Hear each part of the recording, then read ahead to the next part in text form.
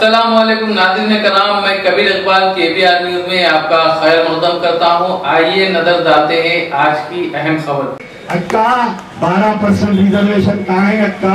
अब्बा भूल गए? अक्का तुम वादा करे थे मालापल्ली जूनियर कॉलेज 1 महीने में चालू करूंगी, वो Malapalli junior college for girls कहाँ है अक्का? मैं पूछूंगा अक्का 8 साल में क्या दिया मुसलमानों को? ठीक का चिप्पा 120 करोड़ रुपए। अक्का तुम अपने लोगों को क्या दिए? 5800 करोड़ रुपए। जैसे मेरी कॉन्स्टिट्यूंसी है बोधन, जहाँ पर 2 मरतबा एक मुसलमान MLA इलेक्ट होता है आमिर शकील के नाम पर। मेरे से कोई सियासी इख्तिलाफात होंगे, लेकिन आमिर शकील को मिनिस्ट्री क्यों नहीं दी गई? रेड्डी के 10, राव के 5 और ना जाने कौन से कम्युनिटी की सबको मिनिस्ट्री मिलती है। तुम्हारा 1 नंबर का कंकर इलेक्शन जीतता है और उसको मिनिस्ट्री नहीं दी जाती है। अस्सलामुअलैकुम नाजरीन, इस खबर के पेश करदा है Shailaja hospital multi specialty and pregnancy care centre. हमारा पता नर्द किनारा बैंक, हैदराबाद रोड, निज़ामाबाद। आइए बढ़ते हैं खबरों की जानिब। मजलिस बचाओ तहरीक के तर्जुमान अमजदुल्ला खान की निज़ामाबाद आमद। पार्टी दफ्तर का शानदार इफ्तिताह। NRI जावेद व दिगर पार्टी कायदीन की जानिब से वालेहाना इस्तकबाल। पार्टी परचम खुशाई के बाद अवाम से खिताब करते हुए बनाया BRS पार्टी के आला अहदेदारों को तनकीद का निशाना। तफसीलात के मुताबिक शहर के 2 टाउन हुदूद बरकतपुरा में मजलिस बचाओ तहरीक ऑफिस का इफ्तिताह MBT पार्टी के तर्जुमान अमजदुल्ला खान के हाथों अमल में आया। MBT तर्जुमान अमजदुल्ला खान की आमद पर पार्टी कायदीन व दिगर करीबी इलाकों से ताल्लुक़ रखने वाले कायदीन की जानिब से वालेहाना इस्तकबाल किया गया। अमजदुल्ला खान नेहरू पार्क से पैदल दौरा करते हुए अहमदी मार्केट, तरकारी मार्केट की आवाम से मुलाकात करते हुए पार्टी दफ्तर ऑफिस पर पहुंचकर पार्टी दफ्तर का इफ्तिताह किया। इस मौके पर NRI जावेद ने इनका वालेहाना इस्तकबाल करते हुए इनकी गुलपोशी की। निज़ामाबाद के अलावा दिगर मकामात जैसे बोधन, आरमूर, सूर्यापेट, इंदलवई व दिगर मकामात से MBT पार्टी से मोहब्बत रखने वालों की एक बड़ी तादाद देखी गई। यहाँ एक बात वाज़ेह कर दे कि NRI जावेद की MBT पार्टी में शमूलियत के बाद शहर की सियासी दुनिया में एक हलचल मच गई। वजह यह है कि NRI जावेद साबिक़ा में एक लंबे अरसे से मजलिस इत्तेहादुल मुस्लिमीन से वाबस्ता रहे और कहीं अहम अवामी मसाइल को भी हल किया, मगर चूँकि हालात हाज़िरा को देखकर इन्होंने ये फैसला लेते हुए मजलिस को खैर आबाद करते हुए मजलिस बचाओ तहरीक में शमूलियत हासिल की। NRI जावेद की MBT पार्टी में शमूलियत के बाद अवाम में ये ख्यासारियाँ लगाई जा रही है कि अब MBT शहर में ज़रूर कोई रंग दिखाएगी। NRI जावेद ने जलसे से खिताब करते हुए कहा कि MBT दफ्तर पर प्रजा दरबार लगाया जाएगा और अवामी मसाइल को हल करने की हर मुमकिन कोशिश की जाएगी।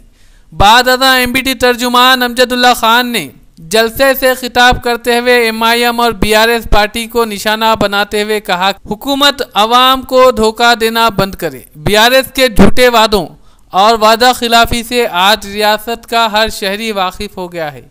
इन्होंने मजीद बताया कि आने वाले MLA इलेक्शन में MBT पार्टी की जानिब से इंतखाबात में हिस्सा लेने और जीत हासिल करके आवाम की खिदमत करने की बात कही। इस प्रोग्राम में अमजदुल्ला खान और सैयद जावेद NRI के अलावा डिस्ट्रिक्ट सदर Abdul Khadar Sajid, district general secretary Mir Basharat Ali, town सदर अब्दुल बासित के अलावा आरमूर सदर शेख माजिद के अलावा मोहम्मद साजिद, बोधन से ताल्लुक़ रखने वाले साजिद उर्फ फड़ू, इनायत अली, सूर्यापेट से ताल्लुक़ रखने वाले मौलाना अब्दुल जब्बार व दिगर MBT के चाहने वालों की कसीर तादाद मौजूद थी। कि कुछ देर की खामोशी है, कुछ देर की खामोशी है, अभी तुम्हारा वक्त चल रहा है, हमारा दौर आएगा।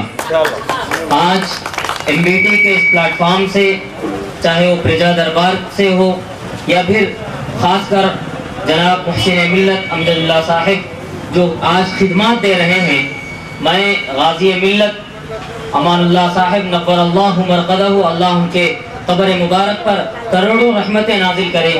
मैं उनकी हयात में नहीं देख सका, लेकिन हजरत के बारे में मैं बहुत कुछ पढ़ा हूँ, बहुत कुछ सुना हूँ। जब मैं उनके बारे में पढ़ा और सुना और आज हमारे मुहसिन मिल्लत के कामों को मैं करीब से देख रहा हूँ, गोया कि मैं अपने नज़रों से एक वक्त मैं अमानुल्लाह खान को नव्वर अल्लाह मरक़दहू को काम करते हुए नजर आ रहे हैं। मुहतरम दोस्तों, आज जो है MBT के जरिए से और प्रजा दरबार के जरिए से जो खिदमात हो रहे हैं और जितने लोगों के मसाइल यूं एक दिन में 2 दिन में बड़े बड़े मसले हल हो रहे हैं, इसके पीछे बहुत सारी मेहनतें हैं और बहुत सारी कोशिशें हैं और कई रातों की नींदें खराब होती है। लोग समझते हैं कि हमारी अपील नहीं आती, हमारे को मदद नहीं मिलती। अभी 2 दिन पहले की बात है, रात के गालिबन 3 और 3:30 बज रहे थे। खवातीन बहुत सारे लोग हैं। आप लोग ये बात आप लोगों को मैं आप लोगों से कहना चाहता हूँ और आप लोग गौर से सुनिए। रात के 3 साढ़े 3 बज रहे थे। सुबह से लेकर शाम तक थके मांदे कई प्रोग्राम अटेंड करके घर पर आकर बैठे और अचानक मैं वहीं पर बैठा हुआ था। अचानक जहन में ख्याल आया कि खातून एक अपनी जो है गरीब लड़की की शादी को लेकर आई हुई है और अपील डालने के लिए कुछ कागजात देकर गई है। रात के 3 बज चुके थे। हो सकता है कि उस गरीब लड़की के वालिदैन भी चैन की नींद सो रहे हों, लेकिन यहाँ नींद हराम हो गई है जब तक अपील नहीं डाले। गालिबन 1 घंटा लग गया, पूरा मैटर बनाए, अपील डाले, जब जाकर 1 घुट पानी उन्होंने पिया। मैं उनको करीब से देखा हूँ। ये अमानुल्लाह खान साहब नव्वरअल्लाह मरक़दहू की मेहनत है और उनका दिया हुआ कायद है। या भाई हमारी जिम्मेदारी है कि हम इन्हें कहाँ तक पहुँचाएंगे। ये हम बहुत सारे लोग हमारे पास आते हैं, वोट लेकर चले जाते हैं। आप दिल पर हाथ रखकर बताइए कितने लोगों के काम हुए? क्या आपने कभी इनको वोट दिया? बिल्कुल नहीं दिए। लेकिन आने वाले इंतखाबात में याद रखिए, अगर हम अपने कायद को मजबूत बनाएंगे तो फिर हमारी आवाज दूर तक जाएगी, हमारे लिए मदद आएगी। अगर हम हमारे इस कायद को और अमानुल्लाह नव्वरअल्लाह मरक़दहू के दिए हुए इस चिराग को अगर हम इनकी हिफाजत नहीं करेंगे, हम इनकी रहनुमाई का, इनकी क़ियादत। आज की महफिल के नूरे नजर हमारे सैयद ज़हीरुद्दीन जावेद साहब उर्फ NRI जावेद। आज की ये जो तकरीर रखी गई है, ये एक मजलिस बचाओ तहरीक के दफ्तर का इफ्तिताह अमल में आ रहा है और हमारे सैयद ज़हीरुद्दीन जावेद साहब मजलिस इत्तेहादुल मुस्लिमीन में 20-22 साल काम करने के बाद इनके वालिद भी तकरीबन 20 साल तक काम किए और ये आज मजलिस बचाओ तहरीक में शमूलियत इख्तियार की। कई दिन से मेरा राबिता था हमारे जावेद भाई से, कई मुद्दों पर हम बात करते थे, ख़ास तौर पर निज़ामाबाद के मसले मसाइल पर हम बात करते थे। तो सबसे बड़े तकलीफदा मसला ये रहा, आवाज़ उठाने के लिए तैयार नहीं है, इसलिए अल्टरनेट क़यादत पैदा करो, लीडरों के पीछे मत फिरो। जिस तरीके से असदुद्दीन ओवैसी दूसरे स्टेट में कह रहे हैं कि मुसलमान दरी नहीं बिछाएगा, मैं कह रहा हूँ कि तेलंगाना का मुसलमान ना दरी बिछाएगा ना किसी धोती के पीछे फिरेगा, खुद अपना कायद बनेगा। हर घर में कायद पैदा करो, हर घर में एक लीडर पैदा करो, ताकि ये अन्ना राव रेड्डी तुम्हारे दरवाजे पर आकर ठहरे और तुम्हारे ऐसे वोटों की भीख मांगे। निजामाबाद के मुसलमानों की वो ताकत है कि जिसके सर पर निजामाबाद का मुसलमान सर पे हाथ रख दे, वो MLA बन जाए, वो MP बन जाए, वो मिनिस्टर बन जाए। ये निजामाबाद के मुसलमानों की ताकत है। मैं बारहा निजामाबाद की बात क्यों करता हूँ?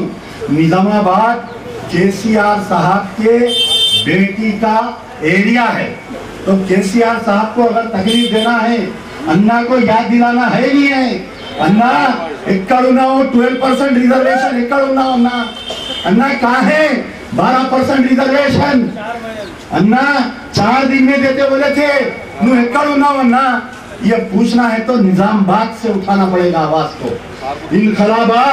इनकलाबात जो है कोई महल से नहीं आते, अमीर के महल से नहीं आते, गरीब की झोपड़ी से इनकलाबात आते हैं। मुझे ये पता चला कि आने वाले दिनों में कविता मैडम यहाँ से MLA का इलेक्शन लड़ रहे हैं। आओ, हमारा भी कैंडिडेट रहेगा, अमजदुल्ला खान भी आएगा, आमना सामना होगा। अक्का से हम पूछेंगे, अक्का 12% रिजर्वेशन कहाँ है? अक्का अब्बा भूल गए?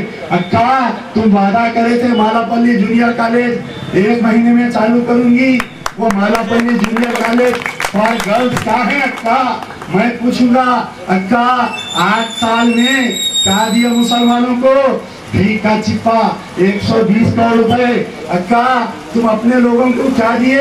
5800 करोड़ रुपए। यसी दलित बंधु स्कीम ना कहाँ पर है ना? अक्का तुम कहाँ पर है? अक्का वक्त कमिश्नरेट कहाँ पर है बताओ? हजारों करोड़ रुपए की वक्त की जायदादें तबाह हो गई। Waqf board versus government of Telangana, दरगाह हजरत हुसैन शाह वली की 35,000 करोड़ रुपए की जमीन हमारी खा गए अन्ना तुम। वह गवर्नमेंट को दे दिए, गवर्नमेंट लैंड बोल के। ये अन्ना तेलंगाना एजुकेशन में जब वादा करे थे कि वक्त कमिश्नरेट दूंगा, 12% रिजर्वेशन दूंगा, अरे वक्त कमिश्नरेट देना दूर की बात है। 8 साल में जितना वक्त की जायदादें तेलंगाना में तबाह हुए हैं, पिछले 40-50 साल में मुत्तहिदा आंध्र प्रदेश में या तेलंगाना में वक्त की जायदादें इतने तबाह नहीं हुए। आजकल की तो मुस्लिम क़यादत ऐसी हो गई टीआरएस की, गांधी जी के 3 बंदर हो गए। बुरा ना देखो, बुरा ना बोलो, बुरा ना सुनो। बस बेचारे महमूद अली को बिठा दिए।